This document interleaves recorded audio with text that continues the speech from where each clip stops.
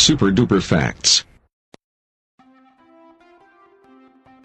Was the Titanic switched with the Olympic? Let's explore some of the facts. 1. Titanic's insurance.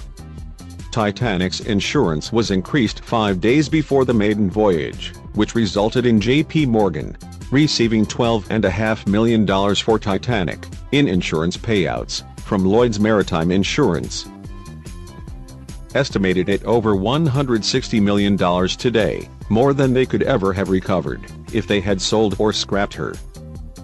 The switch theory primarily rests on the sinking being a deliberate act to recover insurance money to rescue the White Star Line from bankruptcy. 2. Olympics crash with HMS Hawke. Another key component of the switches theory is to state that damage to HMS Hawke was much more substantial than what is thought. However, the Olympics damage from HMS Hawke did not exceed $125,000, and there is independent verification of this fact. Olympic was damaged badly enough to force the voyage to be cancelled. 2 major watertight compartments were flooded, her hull plating was gashed, the starboard propeller shafting damaged. 3. Olympics service record. How can a ship with a bent keel go on to serve 24 years without being fully repaired? The fact that the Olympic went on to serve 24 years with a damaged keel surely doesn't stand up. Could this ship actually be the newer Titanic, and the Olympic is the ship at the bottom of the Atlantic Ocean? 4. Surviving crew members had to sign the Official Secrets Act. The surviving crew were detained overnight and forced to sign a pledge under the Official Secrets Act, promising to keep secret forever the actual events of the night of 14th and April 15th, 1912. The origin of this seems to have come from Paddy the Pig, also known as James Fenton, who late in life related the following. When the surviving crew got to port, they were all taken aside and met by 2 men, one in a high position in the company. The other man was in a very high position in the government. The government men read the crew the Official Secrets Act, explaining that if they told of the real reason for the sinking, or the rumors of an insurance scam, they would serve a minimum of 20 years in jail, and would never get a job when they got out. Paddy said that the guilt of keeping quiet all those years had taken a great toll on his health and the sanity of the surviving crew. 5. Noticeable similarities between the repair on the Olympic and the Titanic. Photographs taken of Titanic at Southampton shortly before her maiden voyage show a large area of discolored plating, as if it had been newly painted with paint. As if it had been newly painted with paint, or had been repaired. This section does not match the rest of the newer ship. It's also in the same location as Olympic's hull was damaged by HMS Hawke. 6. Lack of publicity for the Titanic. Did you know that the Titanic was never shown the enormous publicity that Olympic received the year before?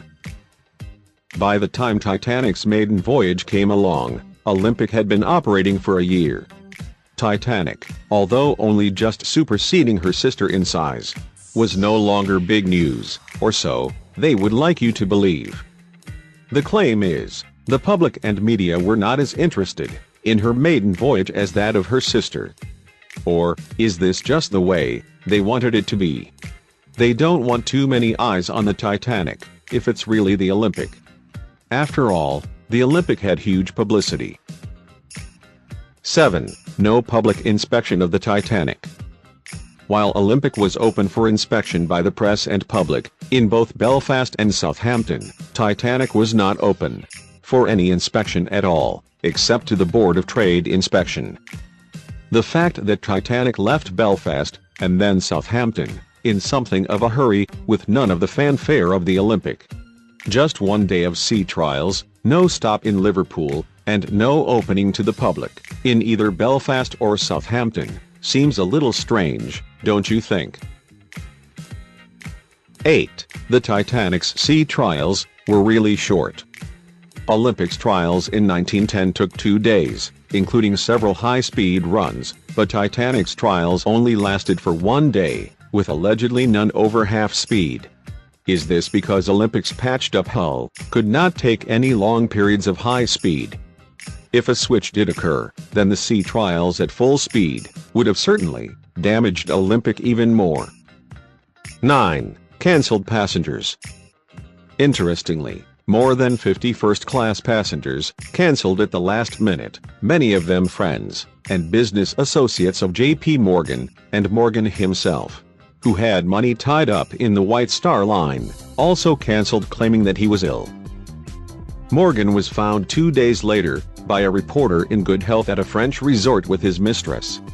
Morgan also had several valuable bronze statues removed from the ship, just 1 hour before she sailed. Florence Ismay, wife of J. Bruce Ismay, chairman of White Star, also cancelled, along with their children, and just like Morgan, she said she was ill, and instead went on a motoring holiday. 10. Olympic lifeboats on the Titanic. Titanic's lifeboats had small brass ID plaques screwed on them, and they all said RMS Olympic. After the sinking, 13 lifeboats were recovered, taken to New York, where the name Titanic was sanded off, and numbers removed to deter souvenir hunters. During this process, workers allegedly discovered the name Olympic carved into the gunwales, as the old name had been filled with putty and painted over. The boats were returned to England and reused. However, boat number 12, considered an unlucky 13th, presumably the 13th lifeboat, recovered by the Carpathia and so deemed unlucky, was not reused until after the First World War, when the boat was handed over to the Sea Scouts, as a thank you, some Sea Scouts having joined the Navy during the war and lost their lives. While the Sea Scouts were restoring the old lifeboat, they discovered the name Olympic cut into the gunwale. The lifeboat was wrecked in a collision with the Gosport ferry at Portsmouth, and taken by the Royal Navy to Haslar for demolition. For many years afterward, its port and starboard White Star insignia were used as prizes by a local Sea Scout group.